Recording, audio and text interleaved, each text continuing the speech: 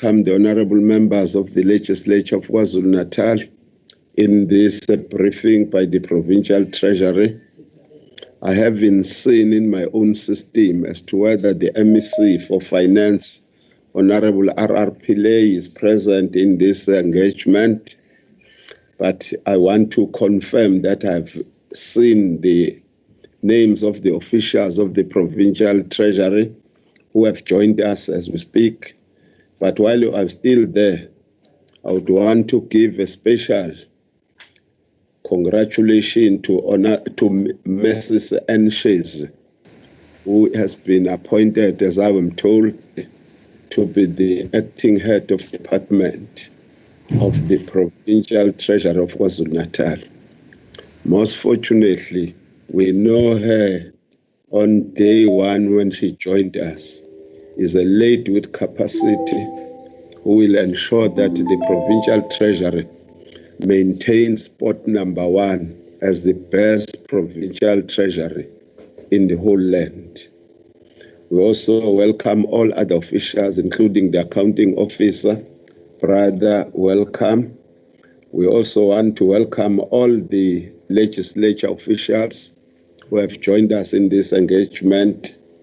As we all know, it's for the first time since 1994 we have got such a situation where the budget is amended as early as it has happened in 2020.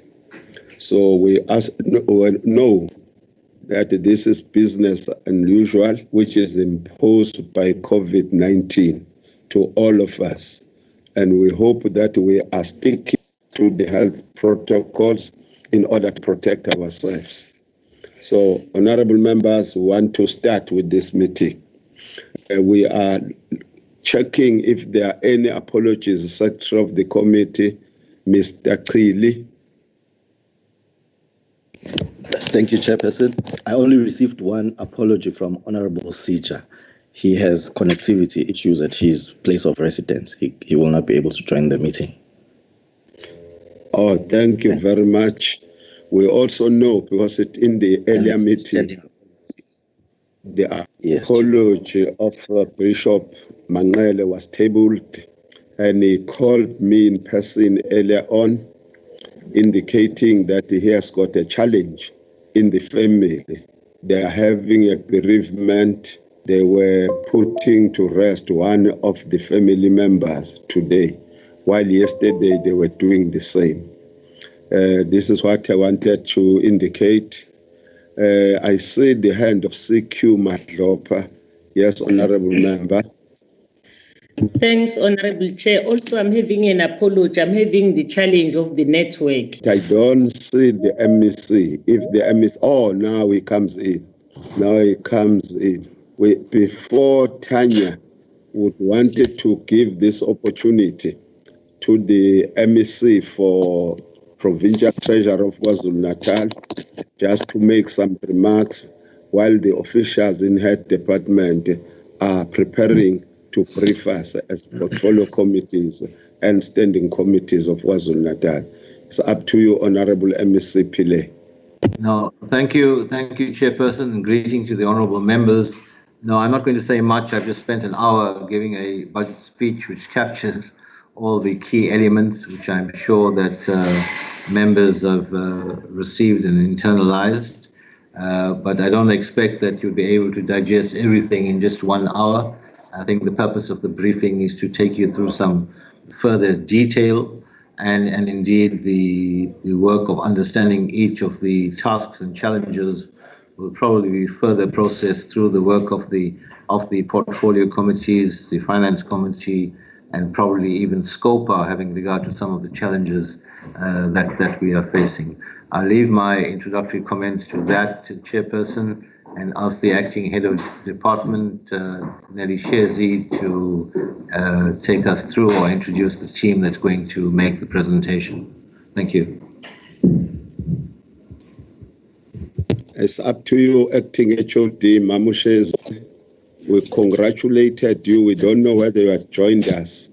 I couldn't see your name when I was going through the guest list that are here. acting HOD. Honorable members, Honorable MEC, good afternoon. Colleagues, good afternoon. Thank you very much, Honorable Chair, for welcoming me and for the kind words.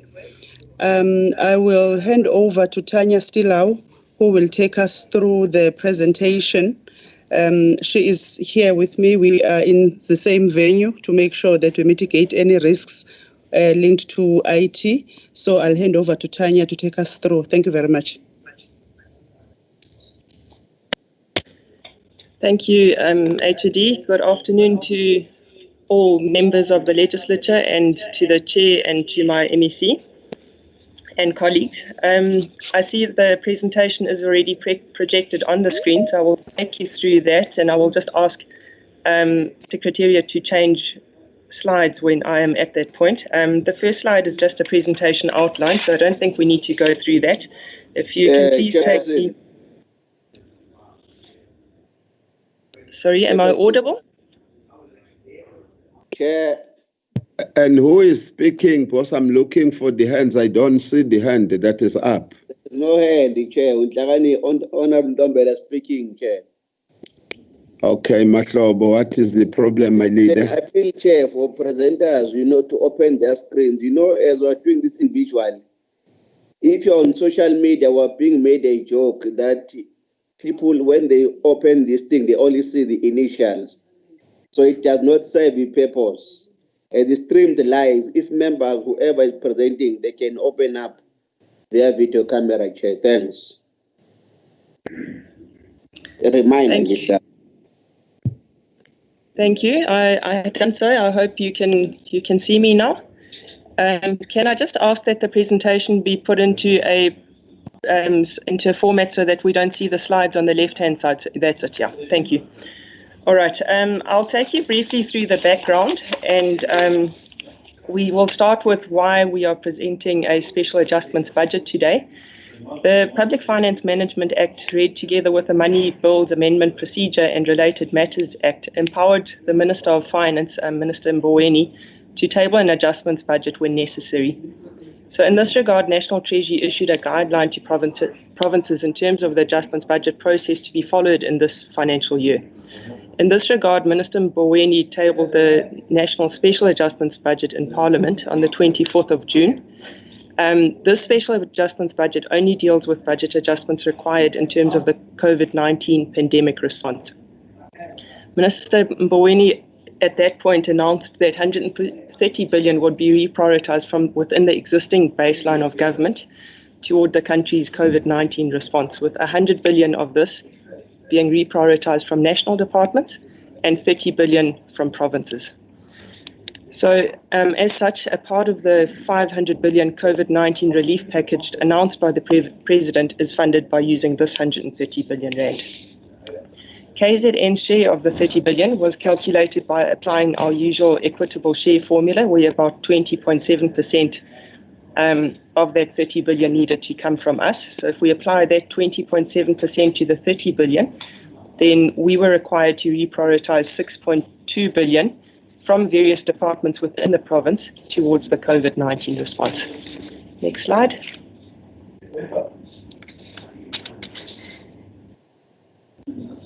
Has the slide moved on your side? Is it moving? Okay, thank you. In addition, so besides needing to find the 6.2 billion, the national lockdown restrictions have caused a projected shortfall in collection of provincial owned revenue.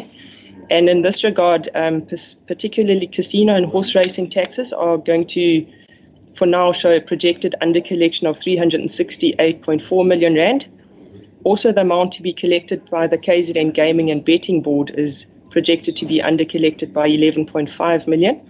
And that's from license renewals, applications for new licenses and so forth. And then also the revenue to be collected by the public entity Imvelo KZN Wildlife is projected to under collect by 208.4 million rand, and that's because of the impact that the lockdown regulations have had on the tourism related activities. This revenue shortfall was slightly mitigated by a decision taken to upward adjust our interest revenue expectations to be collected by Provincial Treasury.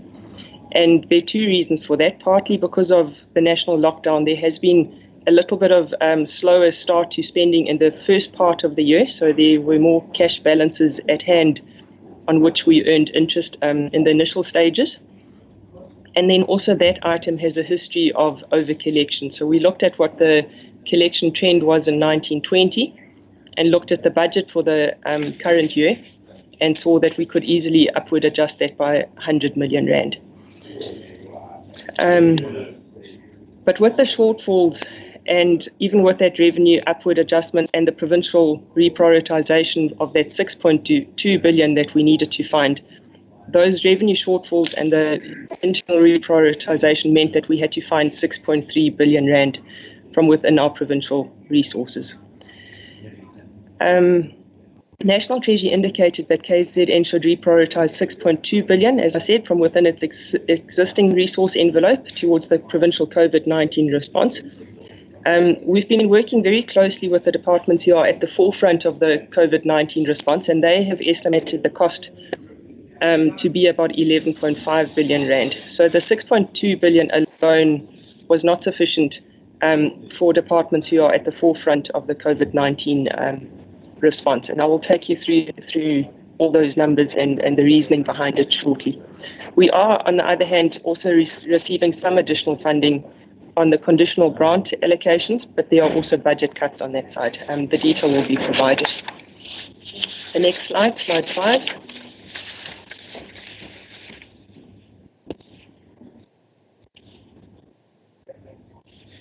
Okay, thank you. In total, the province sourced this 0.3 billion from internal sources, with 6.2 billion, as I said, going towards the COVID-19 response, and the balance going towards offsetting some of the revenue shortfalls shown by KZN Wildlife, who received 190.2 million in this special adjustments budget to make up their revenue shortfalls, as well as the shortfall anticipated by the KZN Gaming and Betting Board of 11.5 million rand.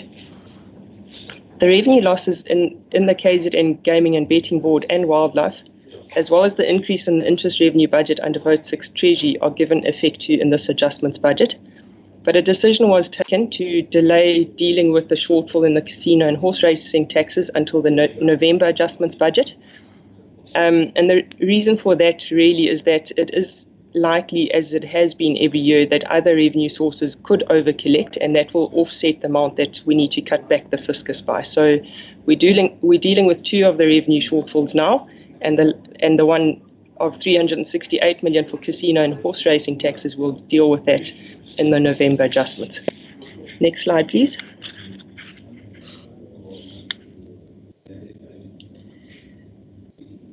In determining how we would fund the provincial COVID-19 response, we had to take a multi-pronged approach, and I will take you through the different aspects of those prongs in the next few slides.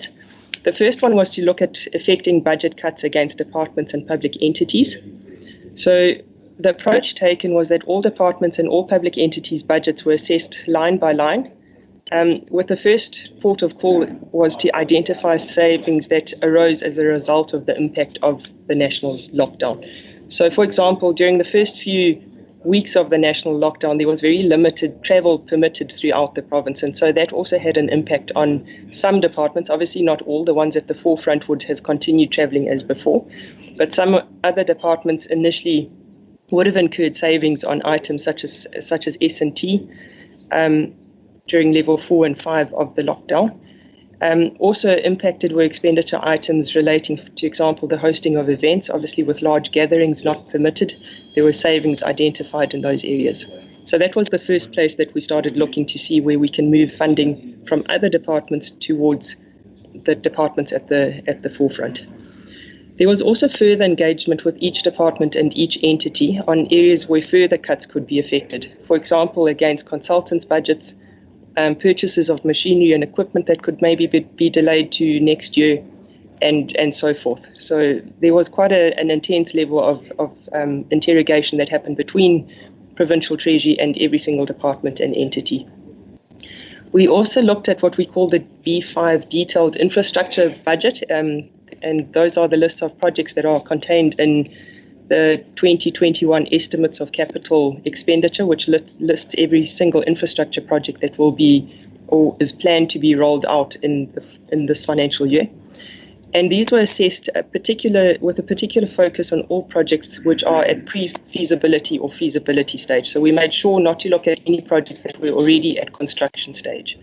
So no project was quickly stopped that had already had some progress in terms of infrastructure. Can I continue, Chair?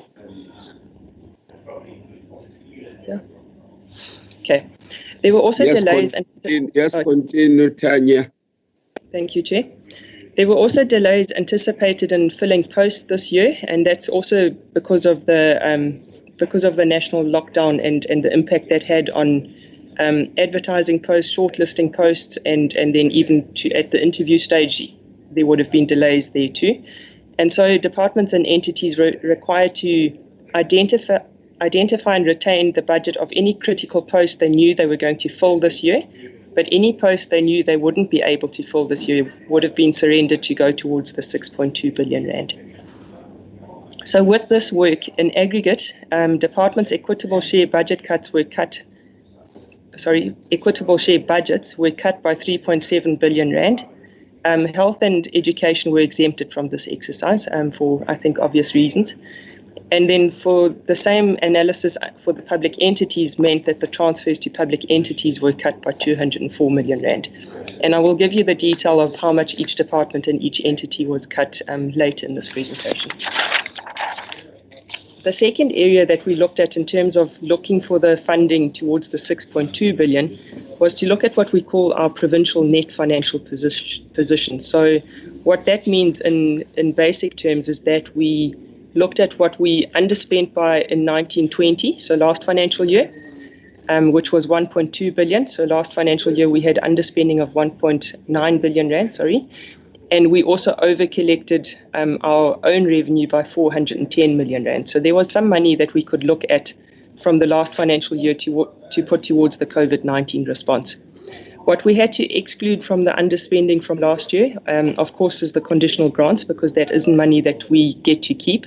If National Treasury doesn't drop it, then we have to surrender to the National Revenue Fund. So we excluded that from our calculations.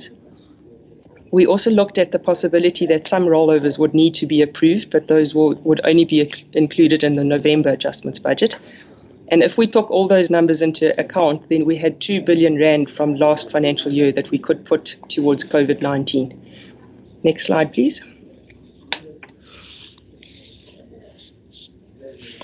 The other area that we looked at, because we really had to not leave a single stone unturned in terms of trying to find this large amount of money in year, we looked at our provincial cash resources, and particularly where we had recalled funds from departments in the past. So there was only really one department where we had done so recently and where money was being kept in the Provincial Revenue Fund, and that was for the Department of Arts and Culture, where funding for the construction of the Provincial Archive repository and renovations to the Winston Churchill Theatre, the Osizweni Art Centre and the Music Academy in Ladysmith, those projects had not reached a point the funding could be spent in 1920. And so those funds were recalled from the department and held there.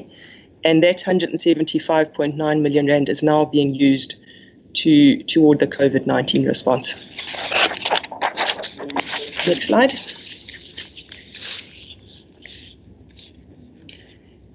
The final area that we looked at in sourcing the 6.2 billion was our contingency reserve. So members will remember that when we tabled the 2021 main budget, we had a contingency reserve of 390 million rand. In the special adjustments budget, we are using 190 million of that towards the 6.2 billion COVID-19 budget requirement, and that means that 200 million remains as a contingency reserve for us to use if any unforeseen budget pressures arise between now and the November adjustment. Next slide. So in terms of the provincial fiscal framework, The special adjustments budget sees no additions being made by national government towards the provincial equitable share. The entire amount that we are sought to find has to come from within our equitable share through the reprioritisation exercise I've just described. On the conditional grant allocation side, and I will take members through this detail just now, the province also loses 1.4 billion rand. So that's where National Treasury was looking for their 100 billion that they needed to identify. They've taken 1.4 billion from KZN's conditional grant allocation. But on the other hand, we are also receiving 446.8 million rand towards health as a conditional grant for our COVID-19 response. If we aggregate those two, then the 1.4 less the 446 million means that we're losing a net amount of 958.1 million from our conditional grant budget. In addition to the 446 million that health is receiving as towards the COVID-19 response, there was also already a provincial disaster relief grant allocation that was made towards the end of the 1920 financial year, with a Gazette number 43398 being issued, which allocated 138.9 million rand to health. While the letter was issued towards the end of the 1920 financial year, National Treasury said it should only be appropriated in 2021 as part of the special adjustments budget. So that's why it appears in the special adjustments budget. As I mentioned earlier on the revenue side, for now we have an increase of 100 million against interest revenue. And I've also already indicated that the contingency reserve is decreased by 190 million, leaving a balance of 200 million. Next slide, please.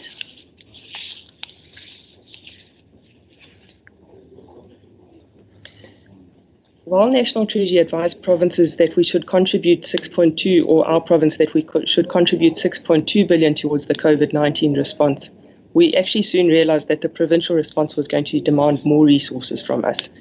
We have been working very closely with the Departments of Health, Education, Social Development and Transport, particularly in terms of their learner transport cost pressures in this regard.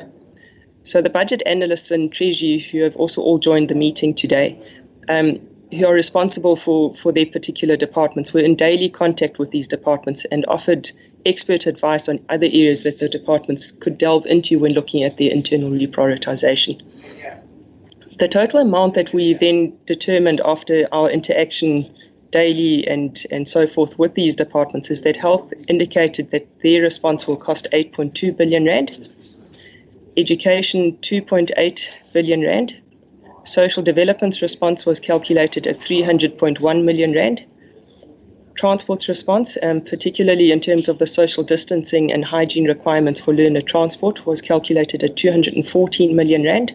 It was also decided to allocate 300 million toward the provincial economic recovery response, and then to allocate an additional 200 million toward infrastructure projects and transport. I'll take you through the detail of all those in a short while. So those in total then amounted to 11.5 billion rand. Next slide, please. The next slides unpack the amounts indicated per department. So for health, they costed their response at 8.2 billion rand. In this regard, personal protective equipment requirements will cost them 251.9 million rand. ICU bed, staff and linen, 884.9 million rand. Additional ventilators, 473.9 million rand. Testing, 90.4 million rand. Thermometers, 21.1 million. Oxygen, 12.7 million. Care in hospitals, which is staffing, linen and so forth, 652.4 million rand. Tracer teams, 1.5 billion rand. The Cuban Medical Brigade, 44.3 million rand. Pharmaceuticals, 1 billion rand. Infrastructure, that's quarantine sites, field hospitals and so forth, 1.7 billion rand. Staffing for isolation and quarantine sites, 1.2 billion rand, and then other is made up of smaller items, 238.9 million rand. Next slide, please. For education, the response was costed at 2.8 billion, and that includes to fix infrastructure that was vandalized during the initial stages of the lockdown. So that's 373.6 million rand. The provision of chemical toilets to schools, 112 million. Cleaners, additional cleaners, 166.8 million. Screening teams, 78.5 million. Equipment, for example, social distancing screens, so those are screens that you can put around desks, 200 million. Exams and particularly additional marking centres and the additional costs that go with that, 42.8 million.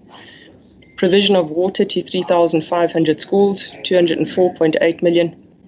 Substitute educators, so this is for 4,000 teachers to take the place of teachers who have comorbidities, and that's 767.3 million. Broadcasting of lessons during the lockdown, 10.4 million. And personal protective equipment for all grades, 850.4 million. Social development response was costed at 300.1 million, and that's broken down into care for the homeless, 25.7 million, provision of food parcels, 239.1 million, and then also the gender-based violence response, 35.3 million. In terms of the economic recovery response, an amount of 300 million is allocated towards that. And the Provincial Executive Council has had extensive engagements with the private sector and are currently finalising the economic recovery plan. In this regard, the Executive Council decided to allocate 300 million towards this Provincial Economic Recovery response, the details of which will unfold over the next few weeks. For transport, we have allocated 414 million in the special adjustments budget. 214 million of that goes towards learner transport and 200 million goes to infrastructure. For learner transport, this was calculated, the shortfall was calculated in transporting the original 58,908 learners, but taking into account social distancing conditions. The calculations also take into account that there was no transport provided under the initial stages of lockdown when schools were all closed, and they also take into account the phased return to school of the various grades. On the infrastructure side, it was decided to allocate 200 million to transport for emergency projects to improve the road network and to rehabilitate roads leading to health facilities, and to provide re-establishment costs where projects were affected by the national lockdown. Next slide. This slide looks at how we've allocated the 6.2 billion rand to those departments. So for health, they received the lion's share of the 6.2 billion, receiving just under 4.5 billion. Education receives 1 billion. Social development doesn't receive funding from here, but I'll take you through the detail of that just now.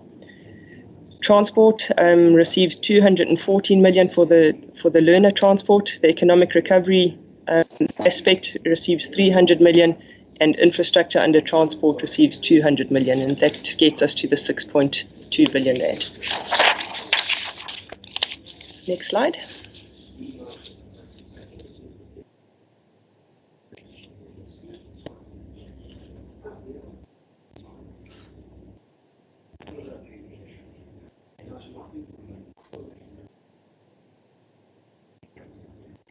Sorry, my network is bad. I just got cut off. Oh, okay. Can you see the presentation now? I can see it, but it's stuck on the previous slide. Yeah, that's perfect. As MEC had indicated in his speech, there was also an internal reprioritization that was required because, as I mentioned, the 6.2 billion on its own wasn't sufficient for the entire COVID-19 response. And I think it's also important to note that these workings remain work in progress as infection numbers unfold and as decisions get taken around schooling and so forth. So these were the numbers as we knew them at a point in time. But fortunately, there is another adjustments budget process that comes up in November that allows us to then respond if things are different. For health, the department indicated potential reprioritization and repurposing of existing funds in the amount of 1.4 billion. So over and above the 4.5 billion we had allocated to them, they can also identify 1.4 billion from within. This, together with the additional conditional grant funds, which is the 585.7 million, and the funds we've allocated, as I mentioned, the 4.5, means that 6.5 billion is allocated towards the health response in this special adjustments budget, and the balance of the costs will be funded through further internal reprioritization. For education, the amount identified through internal reprioritization is 1.2 billion, and the amount to be allocated to the department, is 1 billion rand. For education, what caused a little bit of disruption in the internal reprioritization exercise was allocation letter. That's the slide, yeah. When the allocation letter came from National Treasury, it saw a significant cut against the education infrastructure grant, which we hadn't anticipated. So they were cut by 497.2 million rand. So this may impact on the department's ability to reprioritize the entire 1.2 billion, but we are in constant engagement with them so that we can understand how much they are able to reprioritize from within, and also depending on what happens with the schools in the next few weeks. For social development, on the next slide, Provincial Treasury sat together with the department, and we were able to identify the full 300.1 million that they require from internal reprioritization. And there are a few areas that we looked at. For example, there's been slow filling of posts in the first quarter, as well as lower transfers to various organizations that usually receive transfers from the department. So it's basically savings from the first quarter. For example, the transfer to the ECD centres was identified as an area where they could reprioritize funds for, as this was partially over budgeted for when compared to historic spending trends, but also because the ECD centres were not open during the initial stages of the lockdown. Savings were also realised against transfers in respect to services to older persons, services to people with disabilities, HIV and AIDS, and so forth, in the first quarter, and that's because there were no transfers made to these institutions as a result of the national lockdown. The next slide shows the main budget. Okay, so if you look at the column that says main appropriation, that would be the budget that was contained in the Green Book when we tabled it in March this year. Then the suspension of funds column, which is the third one in terms of the table, shows the amounts that are being cut from each department. The column that says allocation of funds shows the amounts that are being allocated to the departments I spoke about just now. And then the section 16 of the FMA table shows the conditional grant budget cuts that are being affected against each department. But I'll take you through the detail of the conditional grant cuts shortly so that you know exactly which grant is being cut. Next slide.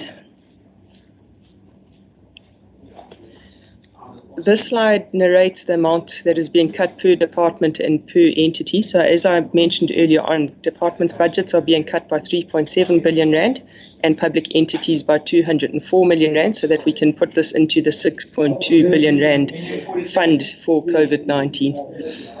So the department's budget cuts against Office of the Premier was 119.3 million rand that they were cut by. The legislature was not cut in as part of this budget process. Agriculture and Rural Development was cut by 99.5 million rand. ETIA by 434 million. Education was not cut at all.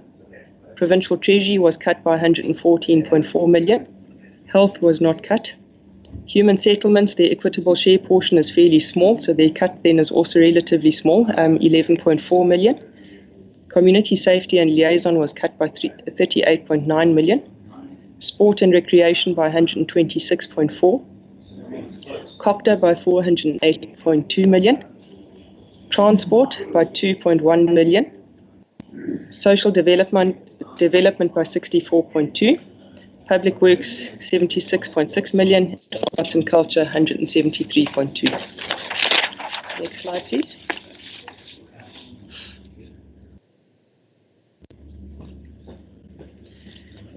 This slide shows the budget cuts against the public entities transfers from departments. So in this regard, the Agribusiness Development Agency's transfer decreases by 12.9 million. Dover Trade Port Corporation by 83.6. The KZN Film Commission, 4.2 million. The Liquor Authority, 3.6 million. Tourism KZN, 37.7 million. The Richards Bay IDZ, 30.3 million. Trade and Investment, 13.4 million. The Growth Fund Trust by 10 million. Moses Kotane Institute, 2.5 million. And the KZN Amal Fund Research Institute, 5.775 million. The next slide takes us into the area that requires particularly legislature approval, where departments have done their own reprioritization towards COVID-19. So besides the reprioritization that, for example, health and education have done, there would also be further reprioritization that some departments have done to procure PPE and sanitizers and thermometers and so forth for their own buildings and so forth. So there has been some reprioritization taken. What we have done in this presentation is to highlight all the ones that require legislature approval. So Section 43 of the Public Finance Management Act says that for any environment that sees a movement between a main division or a program that exceeds 8%, that requires legislature approval. Similarly, where funds that were specifically and exclusively appropriated for a particular purpose and the department wishes to use those funds for another purpose, this would require legislature approval. Transfers to another institution also require legislature approval if that's being decreased. And similarly, if capital expenditure is being reduced to offset current expenditure, that requires legislature approval. Next slide.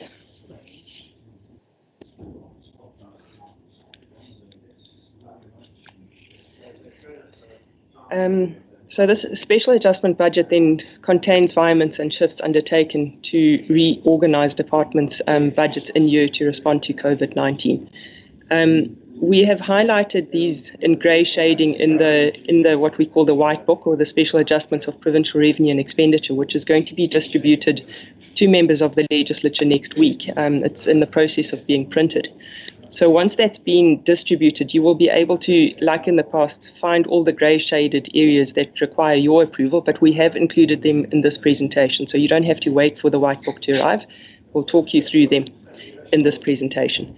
So for both the Office of the Premier and the Legislature, there are no environments being undertaken that require particularly legislature approval. They are all within the Accounting Office's authority to approve, so there's nothing required from you in that regard. Agriculture, ETIA, Education and Treasury, exactly the same. All the environments are permissible with approval of the Accounting Officer. For health, there is a environment that requires legislature approval, and that's where savings of 89.886 million were identified under compensation of employees in Programme 4, which is Provincial Hospital Services, and these savings were identified due to vacant posts. This funding was reprioritized to Programme 1 administration to fund COVID-19 pressures, such as advertising and communication, as well as the purchase of motor vehicles for tracing and screening teams. And the reason legislature approval is required for this environment is that the environment undertaken to Programme 1 exceeds the 8% threshold. For human settlements, none of the environments require legislature approval. Next slide. And also for community safety and liaison, the same story applies. For sport and recreation, there are environments that require legislature approval. Some environments were undertaken across economic classifications within Programme 2, Sport and Recreation, in respect of the Provincial Relief Fund for sportsmen and women. In this regard, an amount of 2.5 million was moved to goods and services from transfers and subsidies to non-profit institutions, where 2 million rand was moved from, and also the transfers to households, where 500,000 was moved. Legislature approval is required for the decrease of 2 million against the transfers to non-profit institutions, where these funds were identified as savings as a result of the cancellation of various sporting events and programs due to the nationwide lockdown. These transfers were effected against the KZN Athletics Association, which is being reduced by 950,000 Rand. The KZN Canoe Union, 700,000 Rand being reduced from that transfer. KZN Gymnastics, 125,000 Rand being reduced from there. KZN Sailing, 200,000, and the Roselands Trust, 25,000 Rand. For both Copter and Transport, none of the environments require legislature approval. Next slide, please.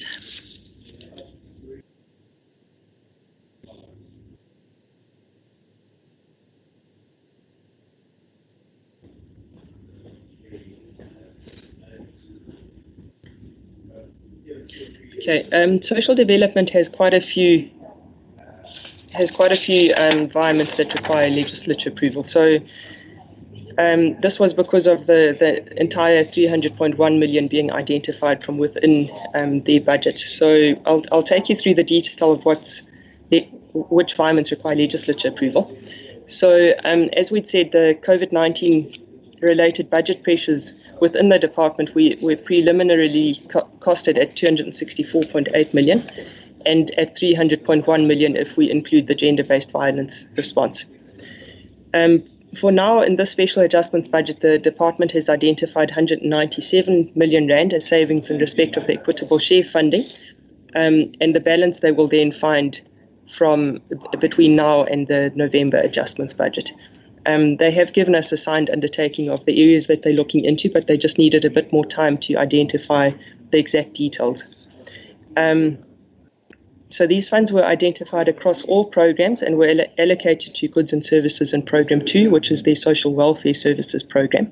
In undertaking these environments, the decrease in transfers and subsidies to non-profit institutions and the decrease in payments for capital for the department as a whole require legislature approval, as it's a decrease in respect of capital funds, as well as a decrease in specifically and exclusively appropriated funds and a decrease in transfers. The increase in Program 2 also requires legislature approval, as it exceeds 8% of the allocation for the receiving program, and also the decrease in Program 5 requires legislature approval because that decrease exceeds 8% of that main division. Next slide.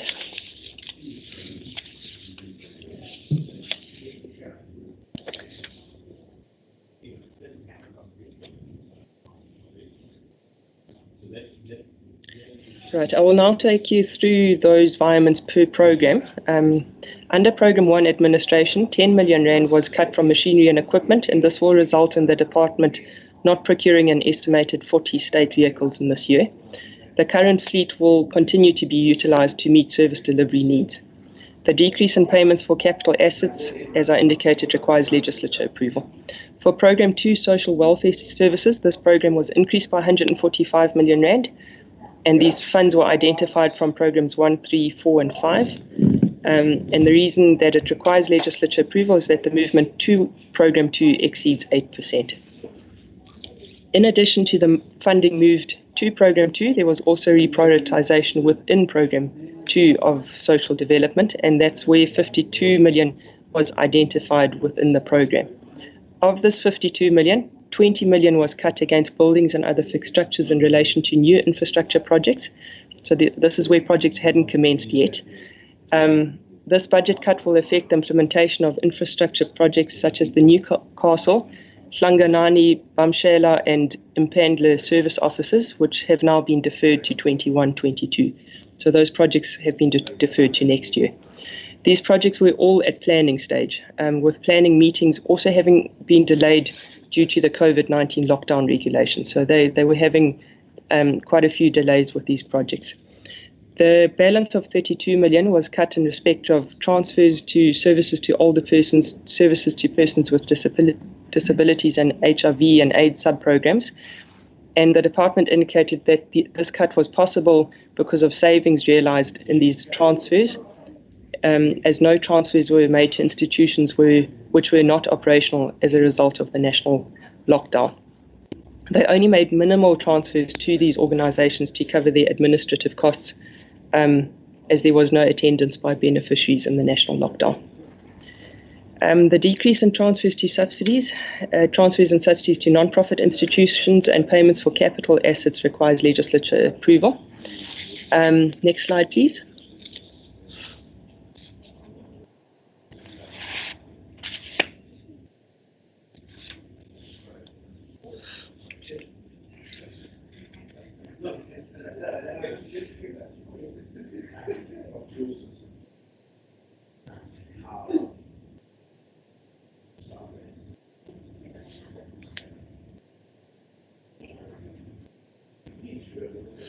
Thank you. Under Program 3, Children and Families, 40.9 million was cut in respect of the management and support, care and services to families, childcare and protection, ECD and partial care, as well as community-based care services sub-programs. These cuts were also in relation to savings realised against transfers to non-profit institutions, and similarly to the previous program, this was because of non-attendance at these centres during the national lockdown, and again only minimal admin cost type of transfers were undertaken. So the decrease in transfers requires legislature approval. For Program 4, 3.5 million was cut across all sub-programs, again in terms of transfers to non-profit institutions, and the department again indicated that these relate to savings where transfers were not made to institutions which were not operational as a result of the lockdown. Also, only minimal admin costs for institutions were covered during this time. Next slide, please.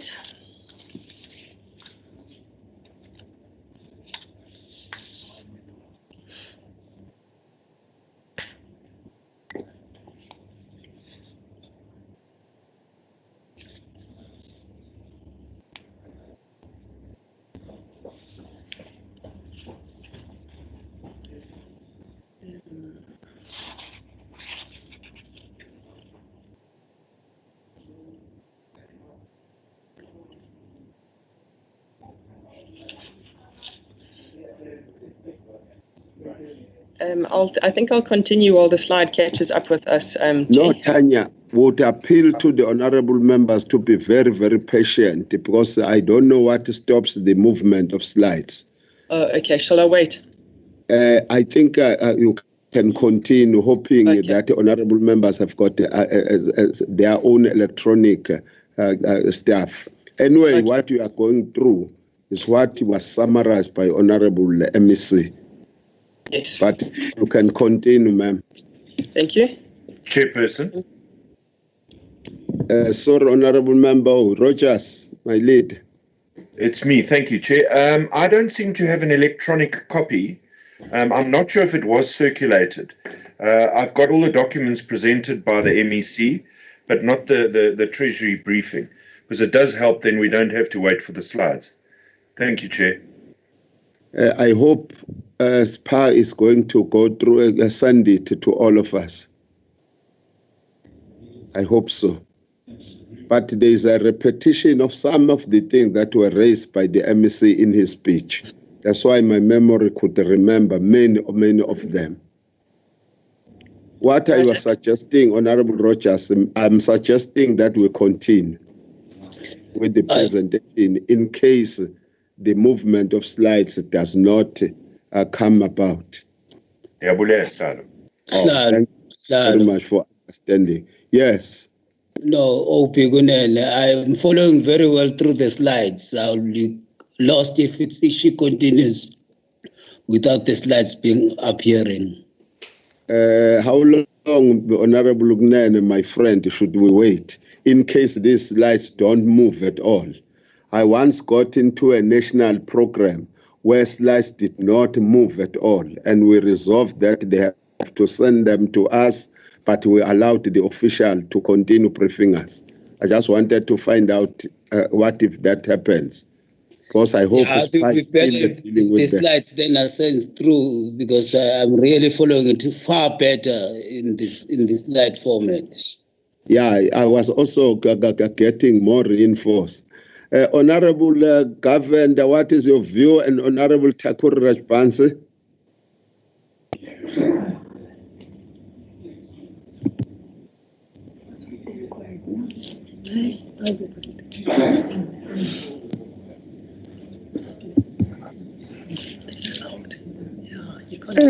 Honourable Chair. Honourable Chair. I think we got an explanatory memorandum of the adjustments, but it's not maybe as comprehensive as this presentation. But I think with the initial speech, the explanatory memorandum is just about that, except it's in more a narrative sort of form. But here there's the slides a bit differentiated. I don't know. I'm happy at the moment with just the explanatory memorandum.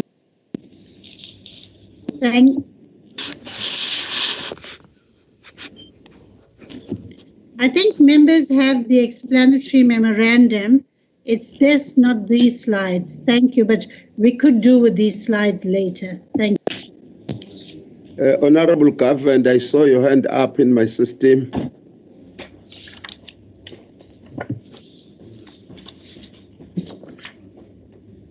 Honorable Governor, I'm still not. Are you disconnected? Honorable Hlongwa Madlala, I see your hand. No, Chairperson, I think I'm covered, but it would have been nice. I sent Spine a message earlier on to say I would love the slides, but it's fine. We're following. It's just that some of us write on the slides while the presentation continues. It's fine. Let's proceed. Okay, Gunene, my brother, can we continue? I know what is your problem. You can send, but if you can't cut, you can't. Let's proceed. It once happened in the national one. Spa, where is your problem, my brother? Chair, it's the network. But I wanted to say that the presentation has been shared. Nomhle will share it shortly. It should reach every member within a minute or two. Oh, so that is fine. Members can follow us. Fine. We appreciate that, Chairperson. We appreciate that it's going to be circulated soon, Honorable Chairperson. You can proceed. Okay, thank you very much, OP. Honorable Tanya, can you continue? Thank you, Chair. The slides have caught up now, so I think if the members haven't yet received the emailed version of it, we can continue because then the slide that's up is the one that I'm busy dealing with now. So I think we'll be okay for a little bit. In total, 18.3 million was identified under Program 5, so this is still under social development. So Program 5 is the development and research program, and this was moved to Program 2 to fund the department's response to the COVID-19 pandemic. The reduction in Program 5 exceeds 8% of the surrendering program, and that's why it requires legislature approval. In identifying this amount to be cut from Program 5, 11.991 million was cut in respect of the youth and development and women development sub-programs. And these cuts were in relation to savings realized against transfers and subsidies to NPIs, where transfers were not made to institutions in the first quarter as these were not operational as a result of the nationwide lockdown. Only minimal transfers were done to cover the admin costs of these institutions. Also to note that for quite a few of the decreases in transfers to non-profit institutions, these funds are also specifically and exclusively appropriated, and that's what the next bullet speaks about. And that's that 88.5 million rand is then deducted from funds that were specifically and exclusively appropriated, and that requires legislature approval. The slide that's now on your screen is the last one in terms of what legislature approval is required for the special adjustments budget. So for public works, there were no environments undertaken that require legislature approval, but for arts and culture there was. They didn't undertake environments across programs, but there was a environment undertaken within a program and under the Community Library Services grant to fund the department's response to the COVID-19 pandemic. The conditional grant framework for this grant was amended to allow provinces to provide funds from within the grant towards the COVID-19 response. So in this regard, 4 million was moved from buildings and other fixed structures to goods and services for the provision of masks, sanitizers, gloves, and so on for library staff, for deep cleaning and sanitization of libraries, and that's all within the Community Library Services grant. The 4 million was identified by the department by halting the construction of libraries in 2021, such as Umzumbe, KwaZulu-Natal, Mbali, Mutu, and Ndaleni. The appointment of project managers for these projects was delayed by the national lockdown, and that's where the savings came from then. The construction of these libraries had not commenced yet, and the department anticipates construction to now commence in 21-22. So legislature approval is required for the decrease of 4 million against buildings, as it's a decrease in capital. The next slides talk about the amendments that are being made to the conditional grant allocation of KZN. I'll just wait for the slide to move across. Thank you. National departments are contributing 100 billion, as we said, towards the 500 billion COVID-19 relief package. And some national departments identified parts of these funds by cutting conditional grant allocations to provinces. So with the conditional grant budgets for all 9 provinces were cut by 6.8 billion in aggregate.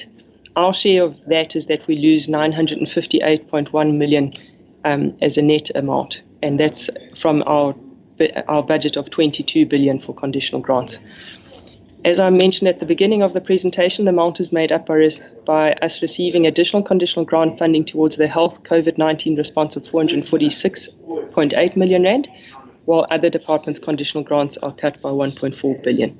So with conditional grants, we have no say. Those are decisions that are taken by national departments, and we merely have to implement the cuts that were given to us.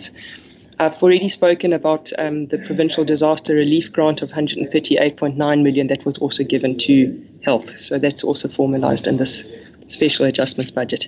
Next slide.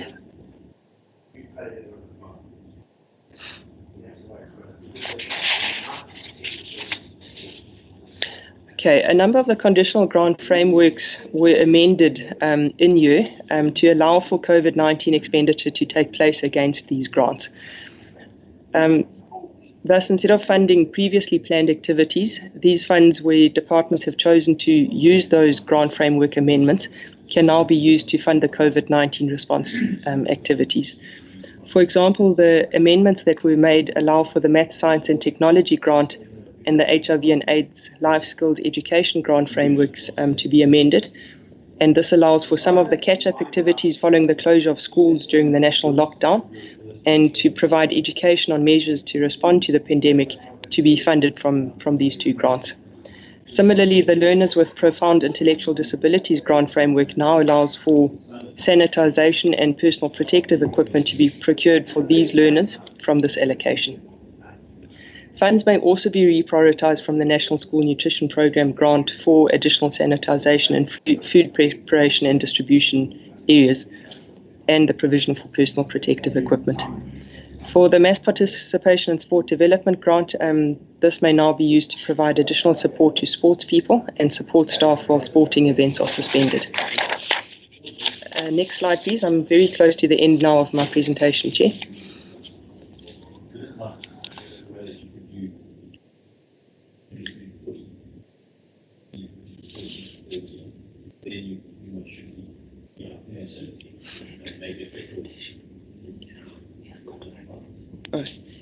If members have received the we're there.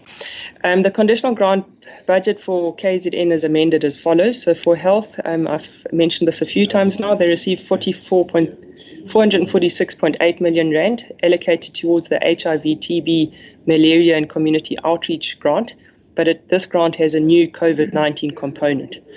And so besides the additional allocation of 446.8 million, there's also a reallocation from the other grant components to this new component of 86.8 million. So in total, that new grant, COVID-19 grant component has 533.6 million rand. These funds are meant to complement provincial COVID-19 spending, and these funds are allocated towards tracer teams, primary healthcare staff costs, as well as personal protective equipment for community health workers. I've already mentioned that health receives 138.9 million for the Provincial Disaster Relief Grant, and these funds were used to procure personal protective equipment and also ventilators. Next slide. Thank you. For those 3, agriculture and rural development, their budget cut against their conditional grant allocation is 61.7 million, with 2 of their grants being cut. The CAST grant is cut by 43.4 million, and the Lima Letema projects grant is cut by 18.3 million. Vote 5, education, sees a budget cut, a significant budget cut of 517.4 million. The education infrastructure grant is cut by 497.2 million. Of this, though, 197 million will be used towards the benefit of KZN, and I'll explain what I mean by that. So the National Department of Basic Education will use 197 million of the amount cut for water provision in schools through the DBE's program that's rolled out with Rand Water. So not all that money is lost to us. 300 million we lose, but 197 is redirected for water provision to 1,125 schools in KZN. The HIV and AIDS life skills education grant is cut by 15.1 million rand, and the math, science and technology grant is cut by 5.1 million.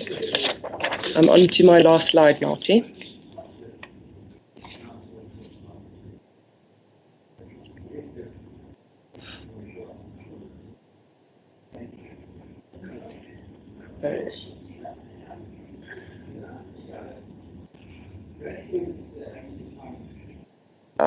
I'll talk you through it, Chair. I think most members must have received the email by now. So it's just vote 8, human settlements, sees a budget cut of 427.7 million rand against 2 of its grants. Thank you, I see the slide has moved. With the human settlements development grant being cut by 358.3 million rand and the title deeds restoration grant by 69.4 million. Vote 10, sport and recreation, sees the mass participation in sport development grant being cut by 48.9 million. Transport is cut by 314.5 million against the provincial roads maintenance grant. And arts and culture sees the community library services grant cut by 34.7 million rand. That brings me to the end of our presentation. Thank you, Chair.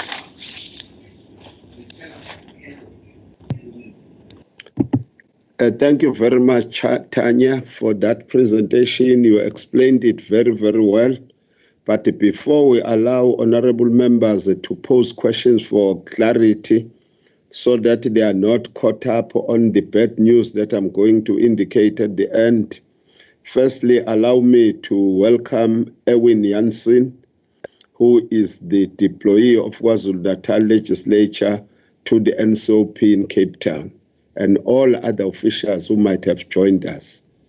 And the second thing that honorable members must pay attention to is that I hope that all portfolio committees are represented in this hearing, because there is a great possibility that the hearings will be done at a portfolio committee level, so that they will be able to deal with the part of the amendment of the APP arising out of the amendment that COVID has imposed upon all of us, which means that the Finance Portfolio Committee is very likely that it will deal with the Provincial Treasury hearing only. This is one point that I think would need to, I'm hearing it from the passages that this is what is likely to happen. And then the third thing that I would want all of us to be sensitive to, as portfolio committees in particular, is that we have to await for the program for such engagement from the legislature.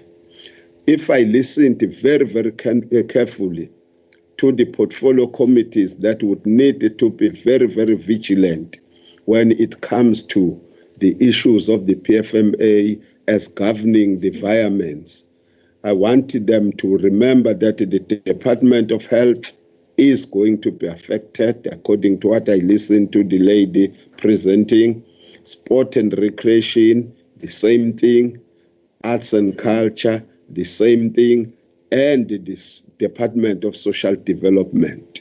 I hope honorable members deployed in such committees will be in a position to mark those, because the fact of the matter, those would require, in terms of the Public Finance Management Act, the approval of the legislature.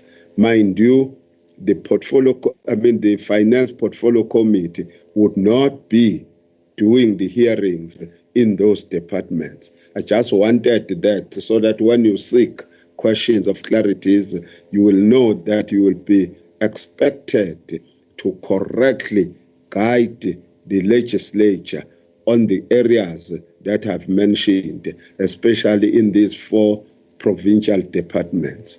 Honorable members, I think you have developed the skill of raising your hands, and I have also developed the skill of checking through the list, no matter how long it is, as to whether whose hand is up. So what then I'm calling upon are the hands that will seek clarity or comments. Any hands? I see the hand of Honorable Rogers. I can see that one. I see the hand of Honorable Thakur Rajbansi.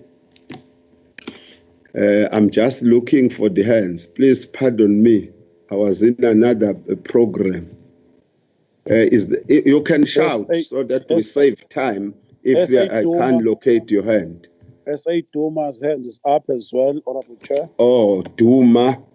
Yeah, boss, I can't see your hand. Any other hand, you can shout, boss. These are the only 2 hands that I could see, and Duma's hand will be the 3rd one. Anyway, in the program, I don't even see Honorable Duma. There might be other people who are not in the program as I am. I can see the hand of Honorable Hlongwa Mashala.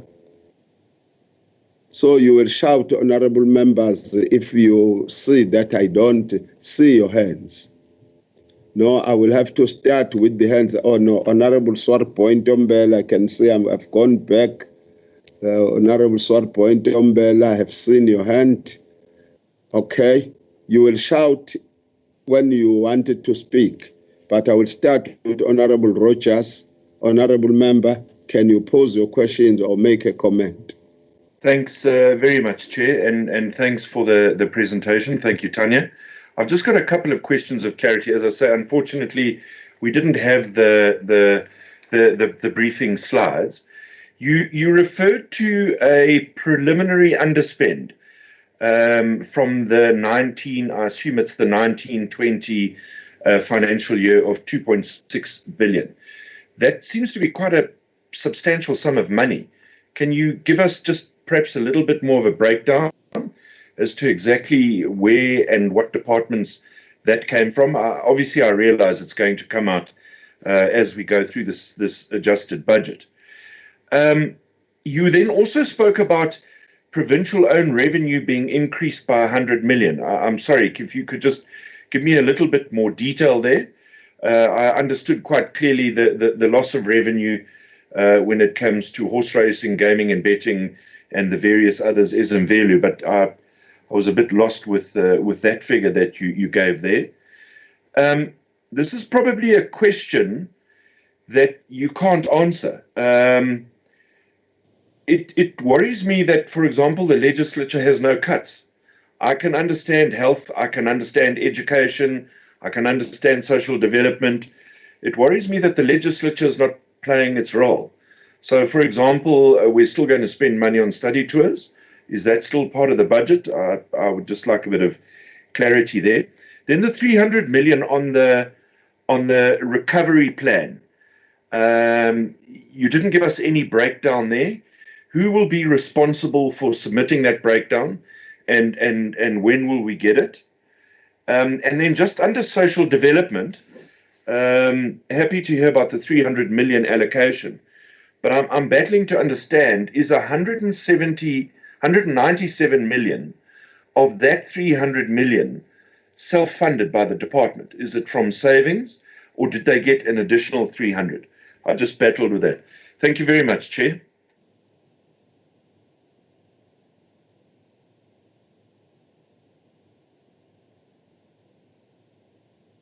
Next, Honorable Member Thakur Rajbansi. Yes, thank you, Honorable Chair.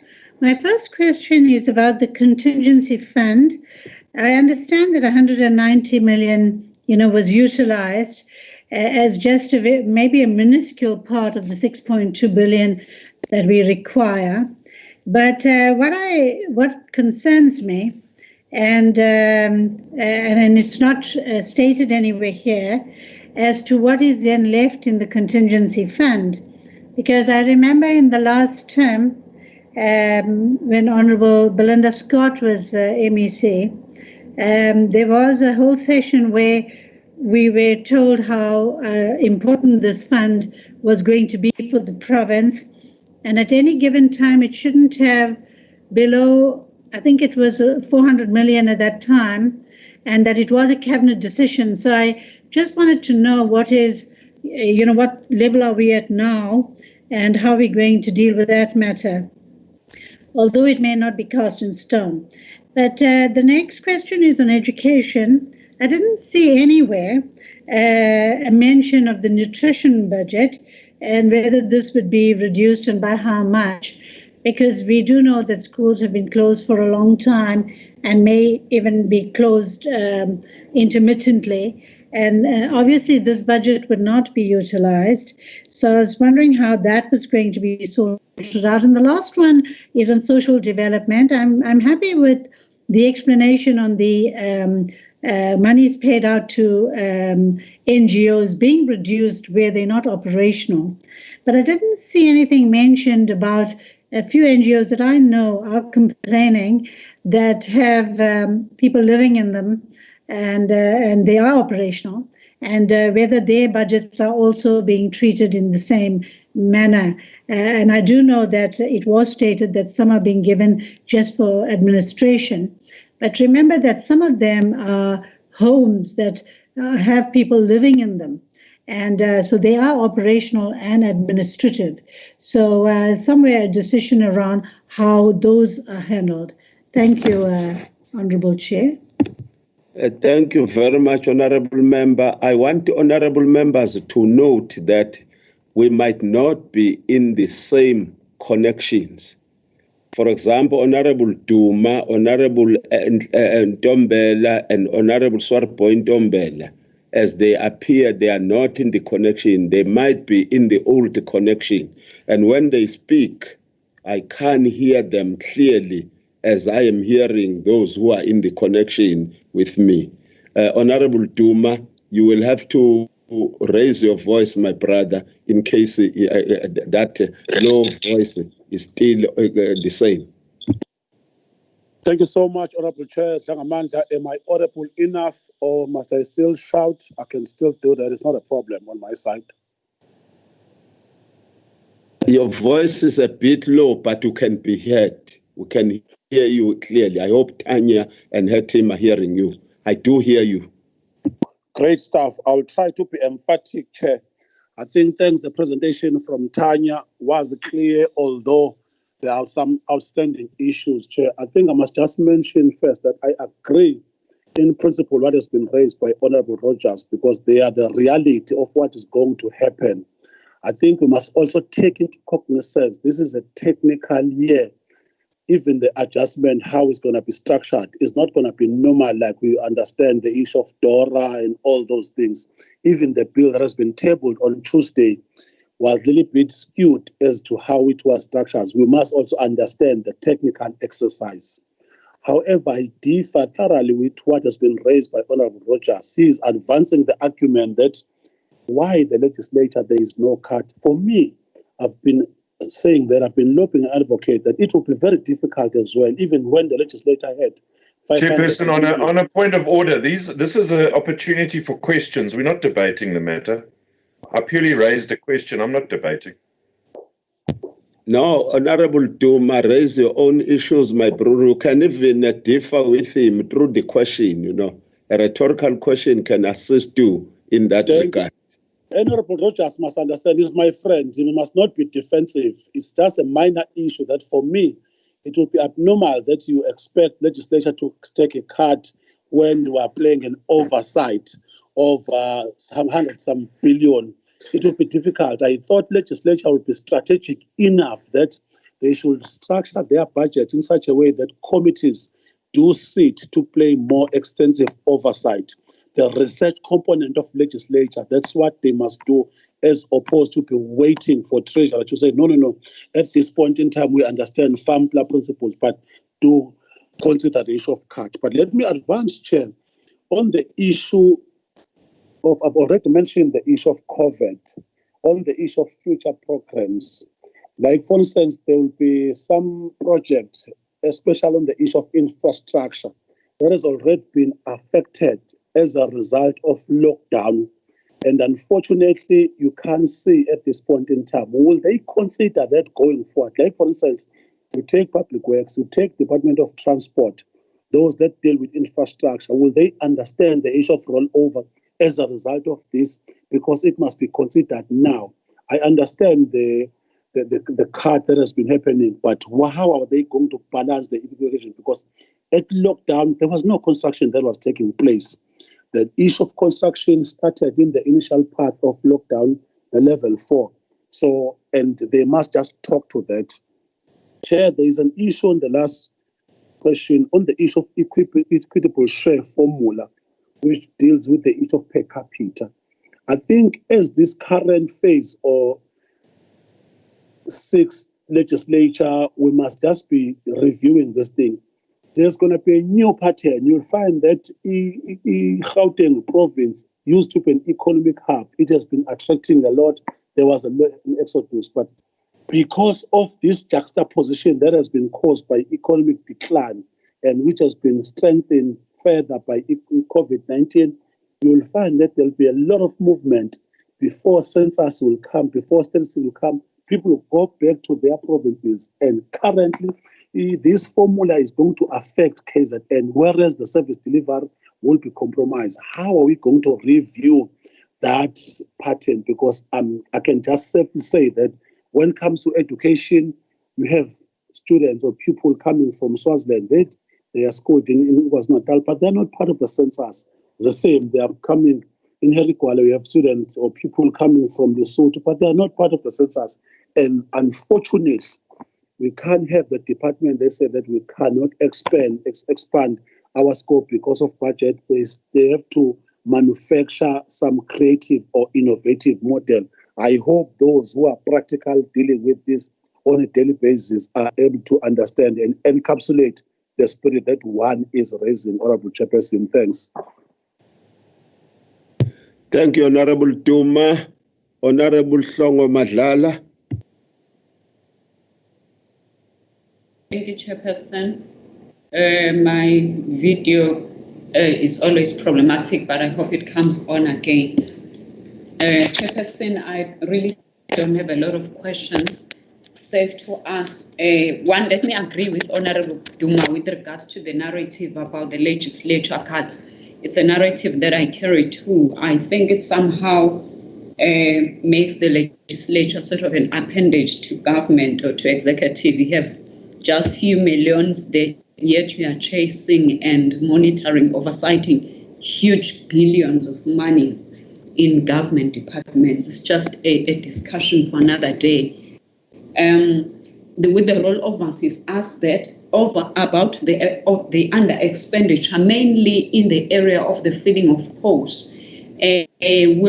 How is Treasury advising us as portfolio committees to deal with that? Because I've noted with the Human Settlements Department, they aren't filling your necessarily skills-based technicians and professionals that are needed in the pipeline because of COVID-19. I just need to be clear that as portfolio committees, we are properly equipped in that area because there's already an under expenditure that I foresee in that area. So I wanted to find out from Treasury whether that under expenditure in that regard will be pardoned.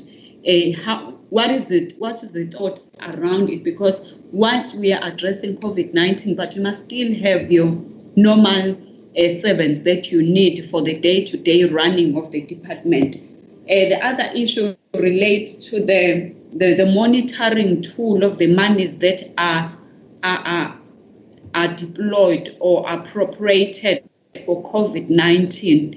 Is there any tool that Treasury can share with us? Because I can imagine, Chairperson, there is no space for the Department of Transport, which is allocated 200 million. There is no sorry there. They can't say we didn't spend. But I'm particularly impressed that the focus is on rehabilitation of roads leading to health facilities, which we really welcome. I just wanted to be sure that there is a tool that is usable by Treasury to make sure that the monies for COVID-19 are properly spent and they are spent in this time.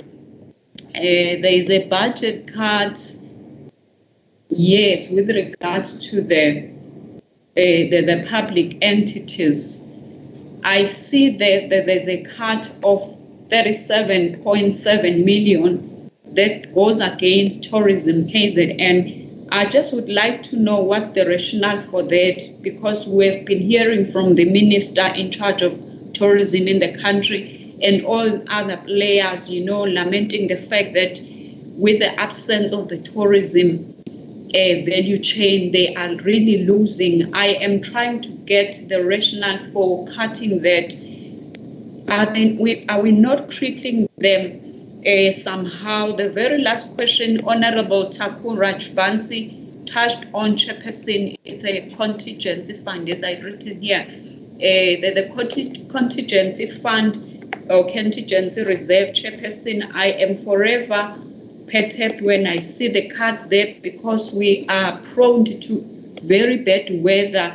Inclement weather is really approaching us, and a whole lot of other environmental issues. I am just registering a concern, Chairperson, with the reduction in that contingency fund. I would have thought with a lot of other problems that are developing, emanating from the weather patterns, the climate change and so forth, we don't take a lot of cutting in that area.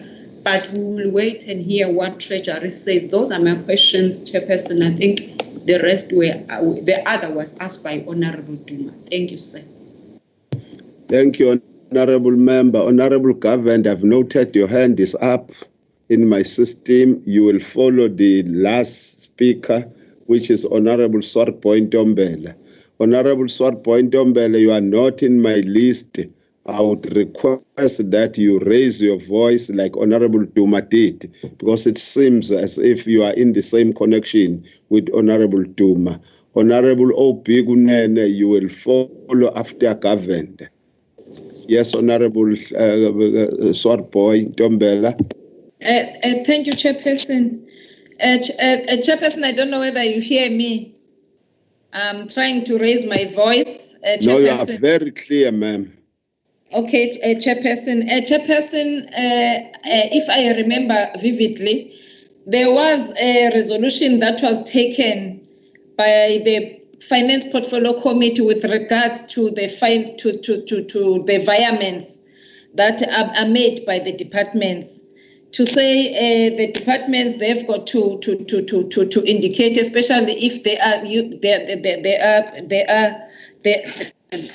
they are making environments less than 8%, and that the portfolio committee should be made aware of those environments.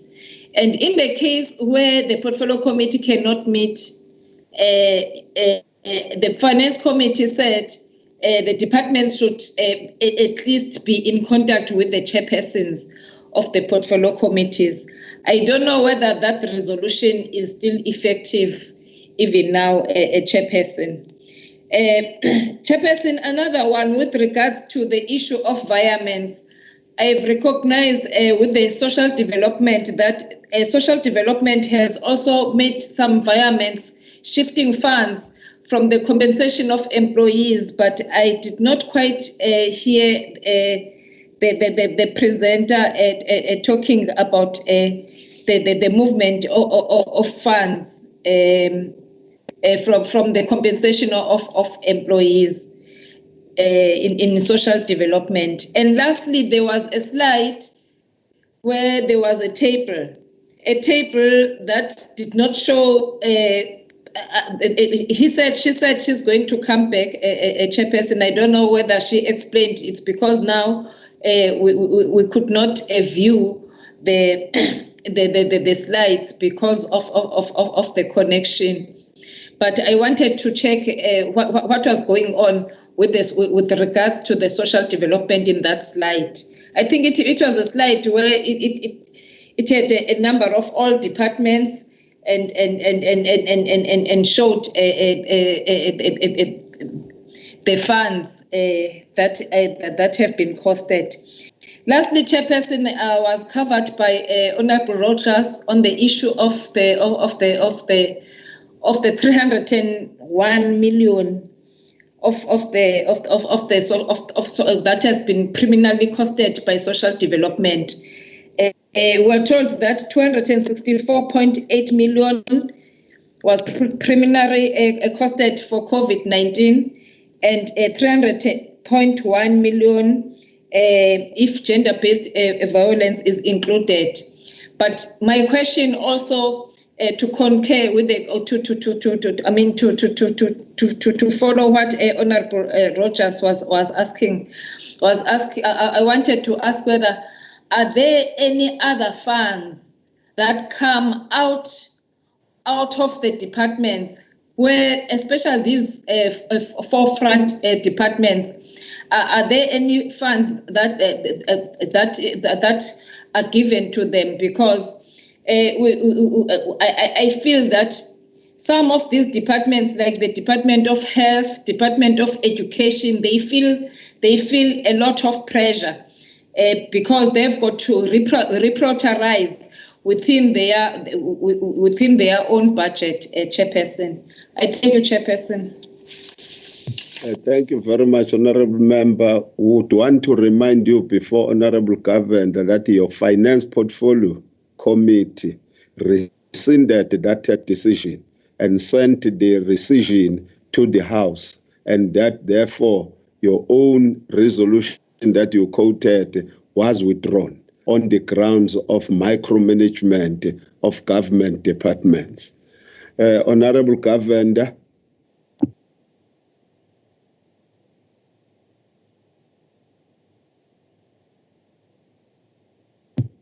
Can you hear me, Honourable Governor?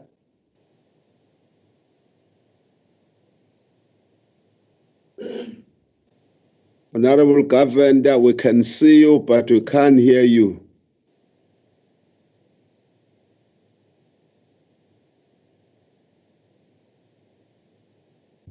Honourable Governor, I can't hear you this side. I don't know whether it's this side alone. When other colleagues can hear you, I don't have a problem. But it's important for Tanya and her team to hear you. We don't hear her. No, we can't hear her. Chairperson, can you tell Honourable Governor to unmute? I am trying my best. Honourable Governor, can you unmute your mic, please? Please unmute it, Chairperson. We can hear you. Can you hear me? We can hear now. We can hear you now. You can start afresh, madam.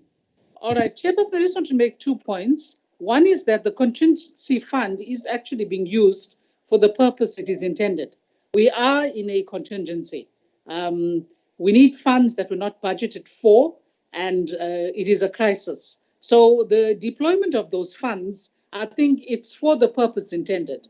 Of course, the correct use of it by the relevant departments is something we will have to talk about. The second point, Chairperson, that I want to make is what the song that we've been singing as finance, SCOPA, and portfolio committees, that when there is under expenditure, funds do get taken away. So you'll find that with the conditional grants, where allocations have been reduced, they've actually been reduced on the underspending conditional grants. So, in a sense, it's chickens that have come home to roost. My third point, Chairperson, relates to what Honourable Thakur Rajbansi was talking about. Where funds, we are told that social development had saved funds because there were certain groupings who had not been receiving allocations. Now, my concern is that, especially where there is hunger, the concern is that, for example, the aged, they receive funding where meals, they have some catering for senior citizens, etc. And what is happening now about that?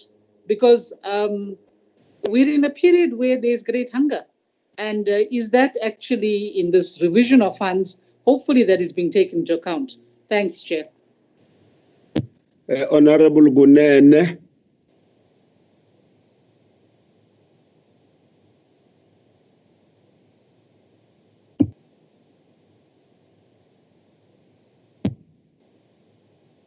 Can you hear Honorable Gunene? I can't even see him. Honorable Chairperson, can you hear Now me? you are audible. Now you are audible. All right, thanks. I was saying, Honorable Chairperson, I just wanted to inquire what are the implications of the cut in the title deed grant allocation? Thank you. I hope you've heard me. Thank you very much, Honorable Member. I hope other colleagues are covered. So we are going to go back to the department, the Provincial Treasury, to give responses. I hope, Tanya, you are still around with your team.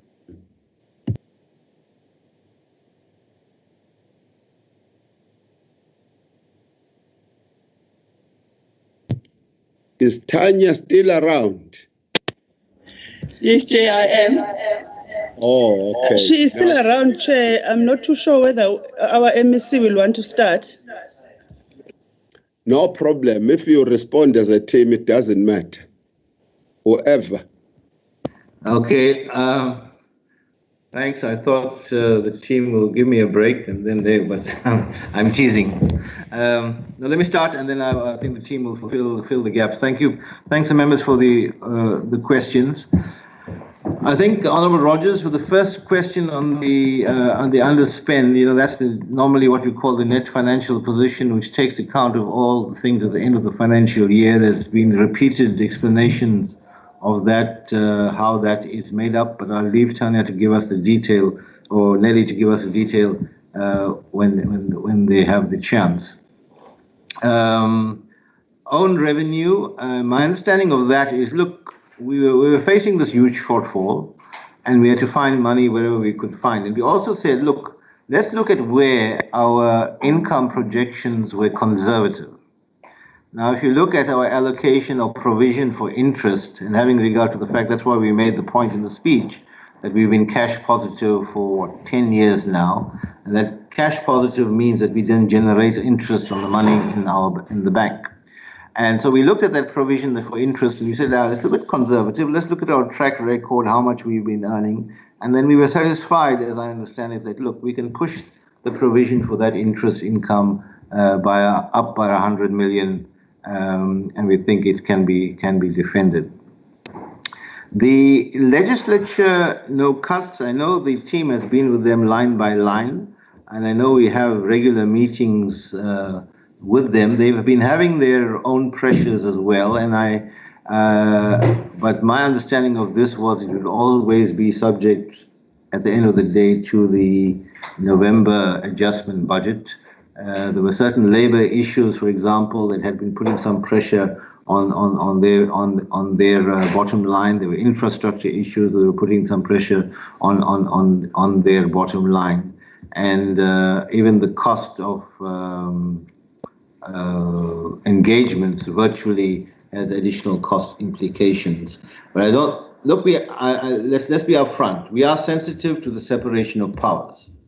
That's why you'll recall when I dealt with it in the COVID-19 expenditure, we didn't even include the report on the legislature's expenditure formally. It was really respecting their separation of powers issues. But if push comes to shove, and there's items of expenditure which we cannot really justify, like international travel, then I have no doubt that we will engage the legislature in a proper consultation process before we make any further decisions in the adjustment budget. The 300 million allocated for the economic recovery, the final decisions on what particular programs or projects that will fund is not been made yet. That will depend on the outcome of the final consultations with at the KZN Economic Council level. That's where the labor, business, and civil society sits. We're not just going to throw money at it just because it's in a desperate situation. We want to be able to see sustainable return on the money that we put in. The best I can do at this point, Honourable Rogers, is to say that probably the areas around agriculture, ICT and manufacturing at this stage showing the best prospects, but it'll be on a case-by-case proper evaluation before those monies are allocated. The most likely instrument would be through ETIA because they're the line function on that. But again, it depends on the final economic recovery plan. Honourable Rajbansi, yes, the contingency, there's 200 million rand left in the contingency fund. It's less than what we would like it to be. But as the Honourable Governor had said, the 190 is going precisely for the purpose it was intended for, which is a contingency, and it could be argued that the whole world haven't had a bigger contingency than COVID for the last 100 years. So it qualifies. I must be honest and say that in the initial round of consultations, we had taken the entire amount in our first draft on the basis that, look, this is a contingency, we're desperate, and we need to take this entire amount. But after a whole lot of consultations, including some of the portfolio committees at some point in time, we said, let's be a bit more cautious and have accordingly kept 200 million for any further contingency that might arise. With regard to the education, yes, the nutrition budget is still there, and yes, there would have been some elements of savings which have gone into the reprioritization, but I'm sure you would have noted a court judgment or a court order in the Gauteng, but which should be applicable nationally, that even when children are at home, the school nutrition, they should not lose the benefit of that school nutrition program. I understand the National Department has got a week or two to come up with an operational plan. But the bottom line for purposes of the question is that even if children are not at school, it looks like we're going to have to provide the nutrition program. So there's not going to be much space to take money out of that.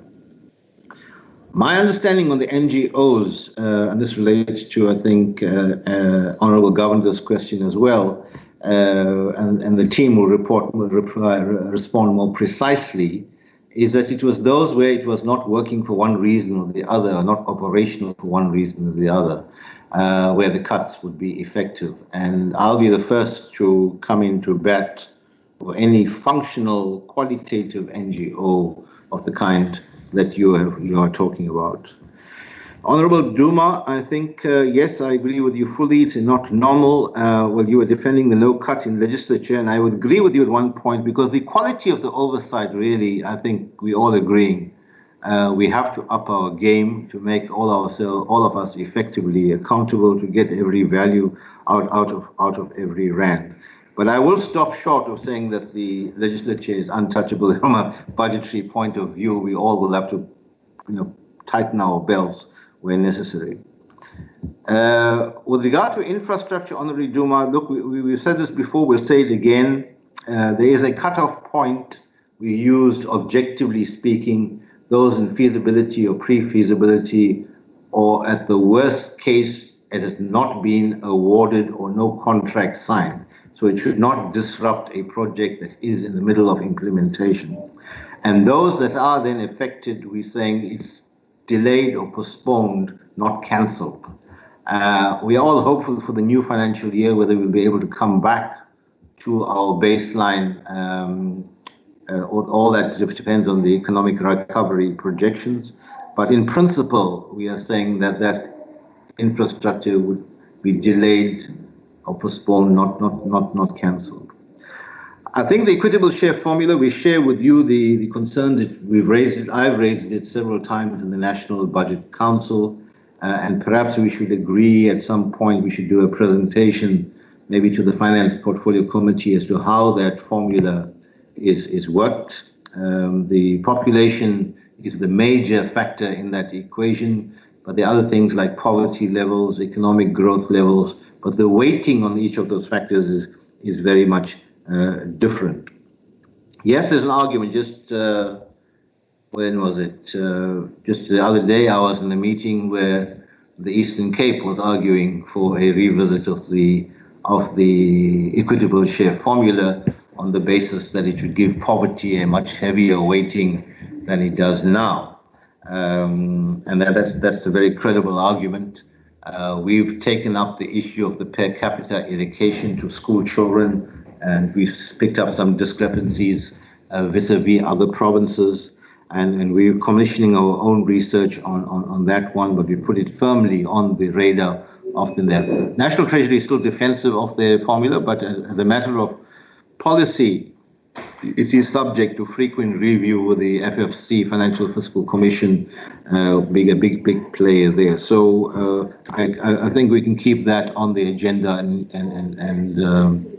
engage on it on a properly researched basis. The Honorable Shlongwa Mashlala, filling of posts. Look, we had initially, as our initial response to the COVID, we had actually as Treasury argued for a complete moratorium on filling any vacancies because that is how serious the crisis, our sense of the crisis was. Sorry, Honorable Chair, can Honorable MEC unmute his video?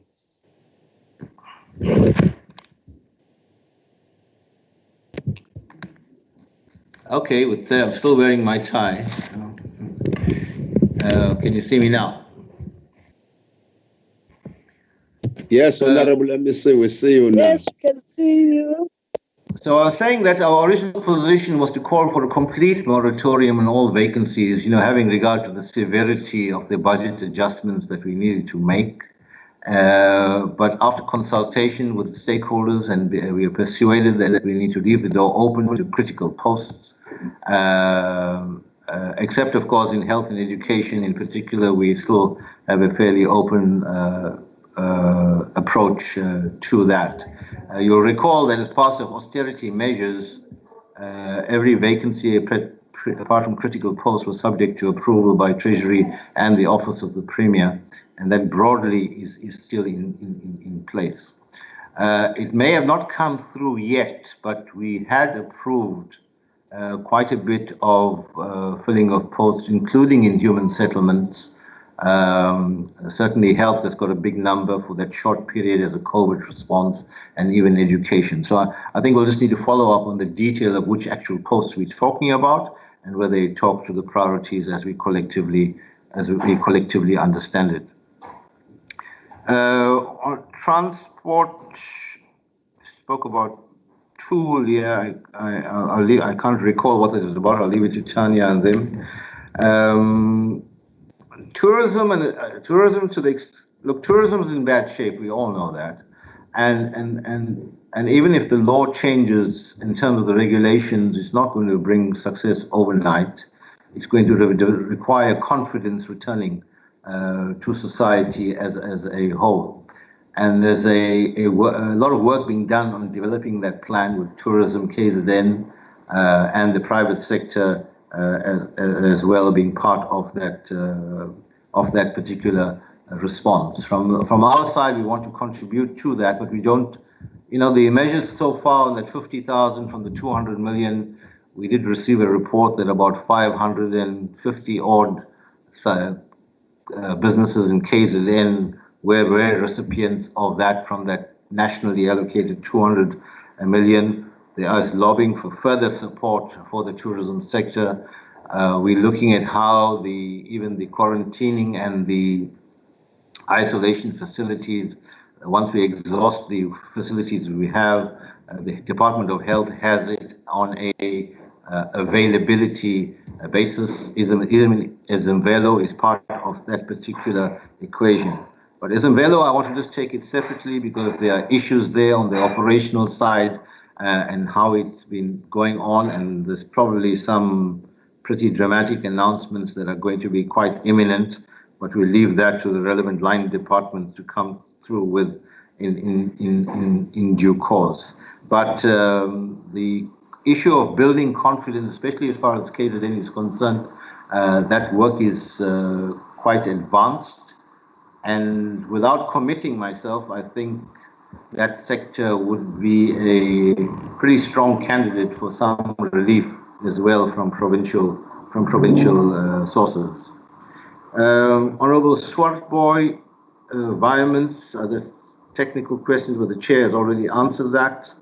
Honourable Governor, I think you've dealt with the contingency and you've dealt with the DSD, although Tanya will further explain.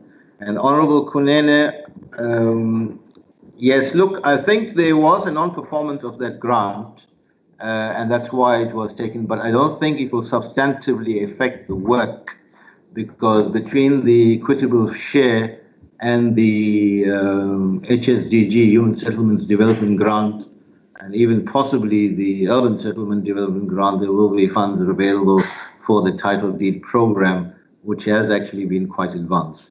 So, Chair, those will be the responses from my side, but I'm sure between Nelly and Tanya, they'll provide some more technical detail. Thank you.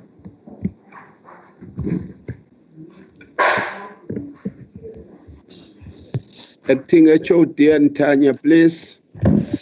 Thank you very much, MEC, for those responses. I will go to the first one asked by Honourable Rogers on the preliminary 1920 under expenditure. The largest under expenditure in 1920 came from the Department of Transport.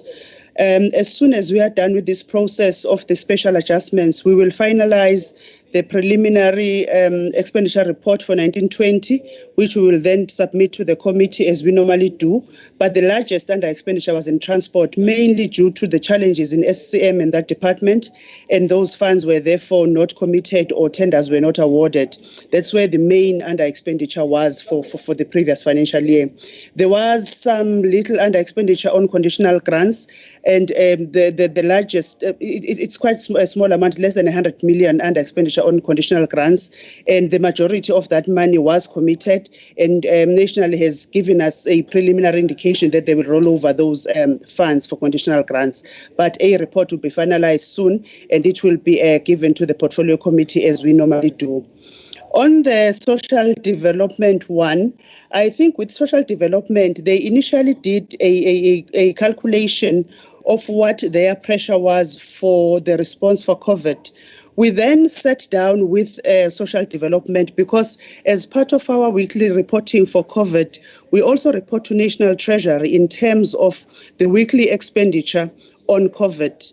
So we were then observing different trends for social development in particular, and the numbers were not adding up in terms of how much they were spending and the actual numbers in terms of what we're picking up on the system. So we did meet with them, with their HOD, the CFO and senior managers in the department. We went line by line in terms of their budget to identify how much they've spent, how much they've committed.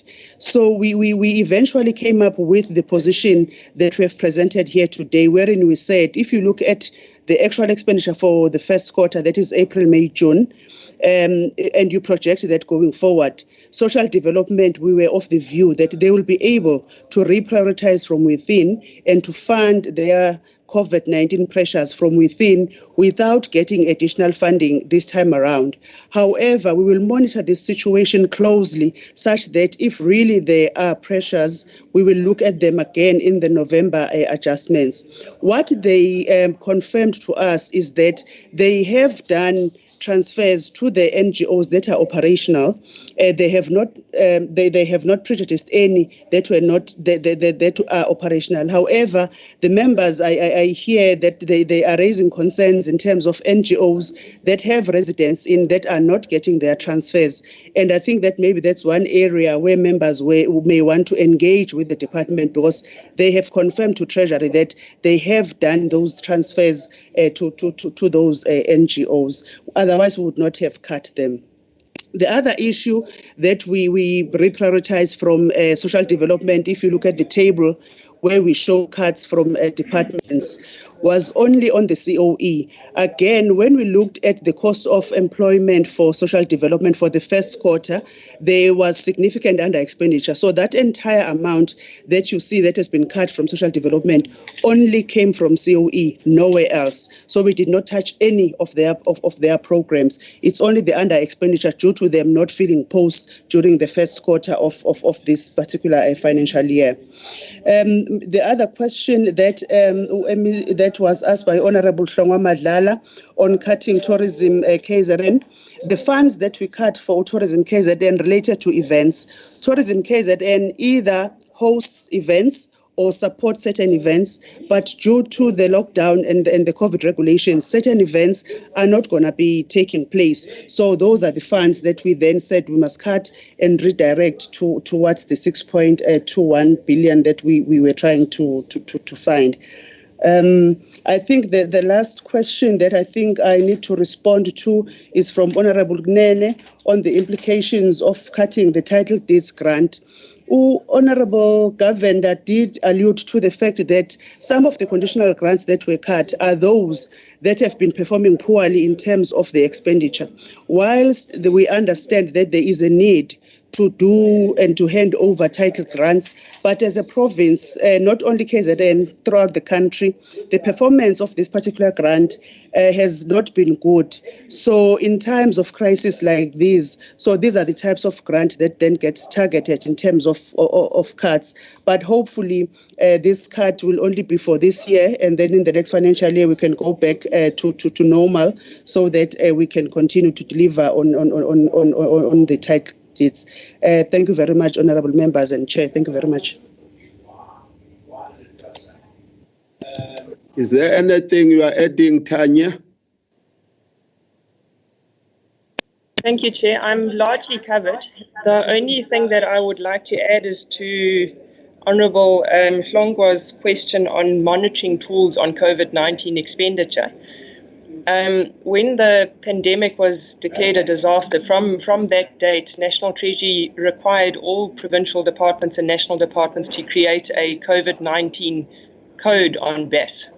So it's a project code. So every single amount that is being spent on COVID-19 needs to be recorded against that COVID-19 project code. So that makes it possible for us to track expenditure on COVID-19. So I think that was the question that was asked about whether there are monitoring tools available. So that will at least allow us to compare expenditure to the budget that we know has been allocated to COVID-19. Thank you, Chair. Thank you very much. Honorable members, I don't know if you have got any follow-ups. So you are silent. It indicates that you were fully responded to. Chairperson? Yes. Who is that one? I can hear the voice of Swarpoint Ombela, and I couldn't hear the second voice. Babomkhulu umhlonishwa uPhapasa ngazi ngizokwazi ukubuza la. Unelungelo mzukulu. Papas, and who else? Rogers, Chair. Honorable Rogers. Chair and Les Governor. Les. Honorable Governor. So these are the four colleagues who wanted to follow up. Yes, Honorable Swarpoint Ombela. Chairperson, I don't know whether the MEC has covered me on this one. I did not hear him. Very clearly on the issue of the funds. I asked whether the departments like the Department of Education and Department of Health and these departments that are in the forefront, are there any funds that are put on those departments since they feel the pressure now, especially as they are in the forefront of COVID-19? That is the question I asked, Chairperson. They've got to be reprioritized within you want Honorable Swarpoint Ombela, you wanted for health to go to 8.2 billion that they requested. I see that's where you are driving to, but they will respond to you, Honorable Member. Honorable Papas. Ngiyabonga Sicelo. Chair, I just wanted to ask, I'm sure we've all seen and we've all been aware of the increasing number of incidents of crime and violence, especially brutal types of crimes in our rural areas and farming communities. Has there been any provision in these reallocations to look at this, considering that there was information that recently came out about a lack of resources and police not actually focusing on this because of those resources? So my question is there any provision made towards it?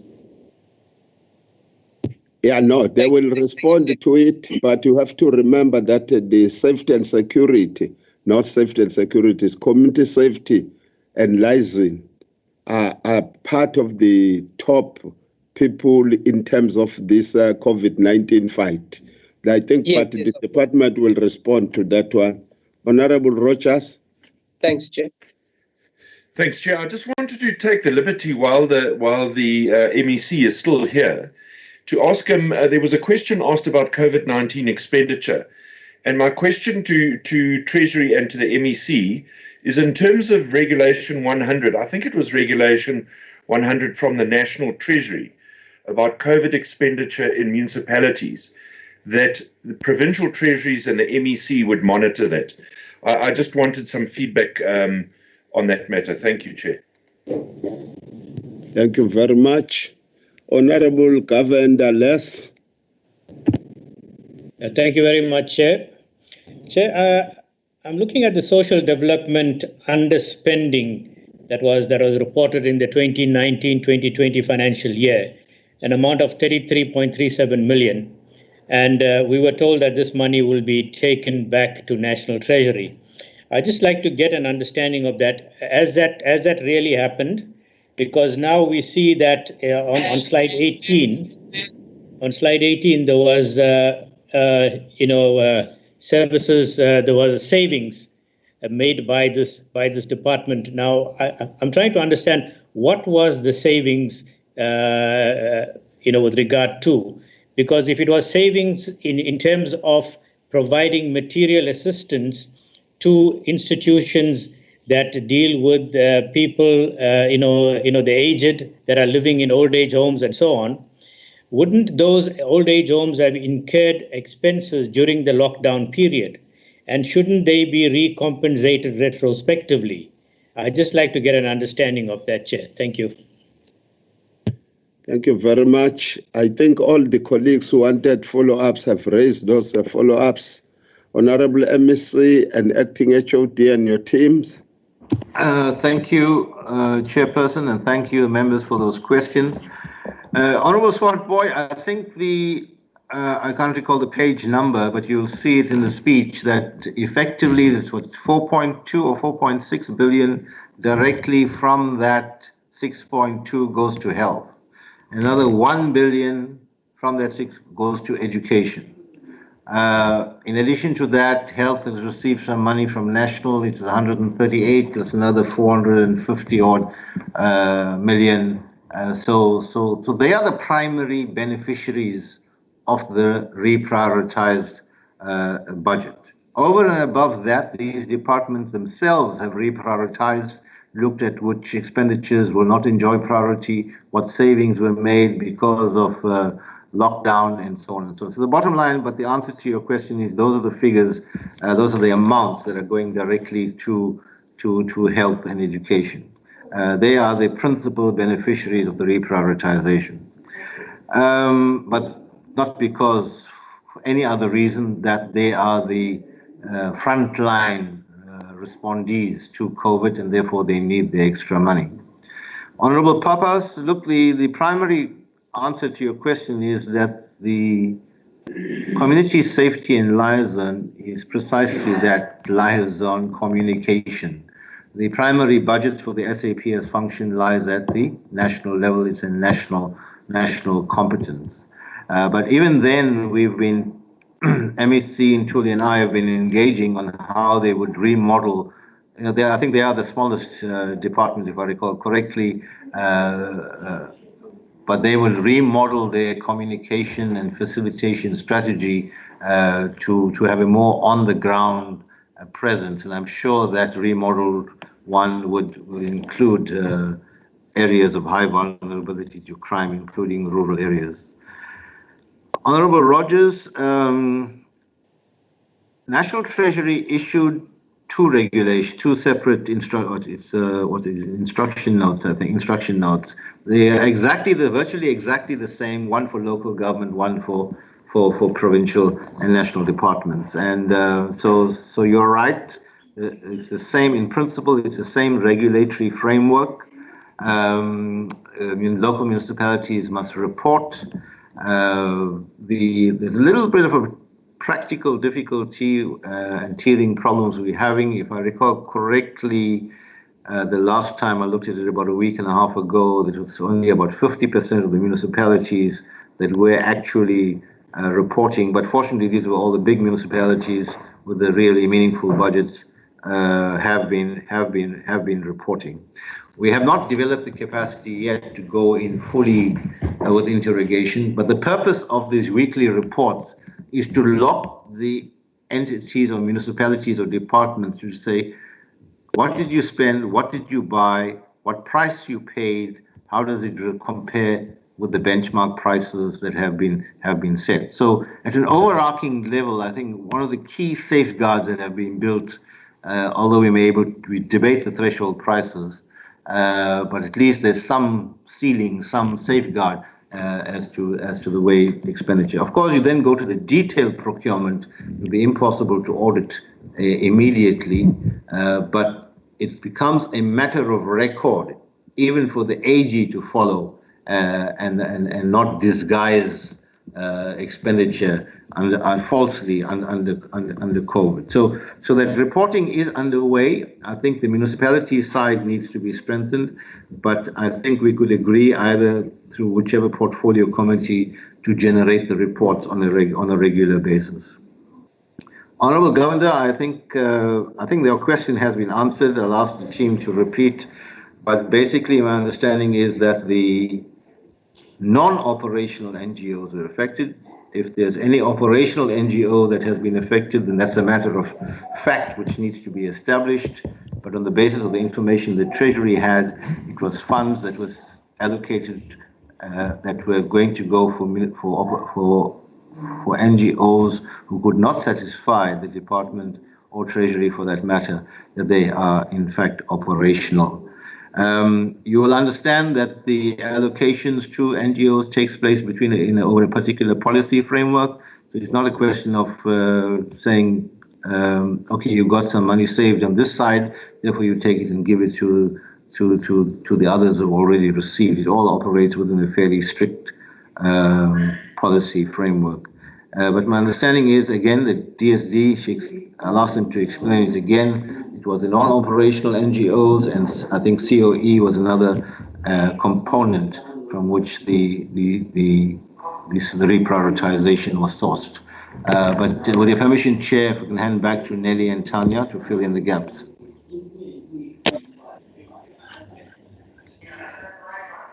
Thank you, MEC.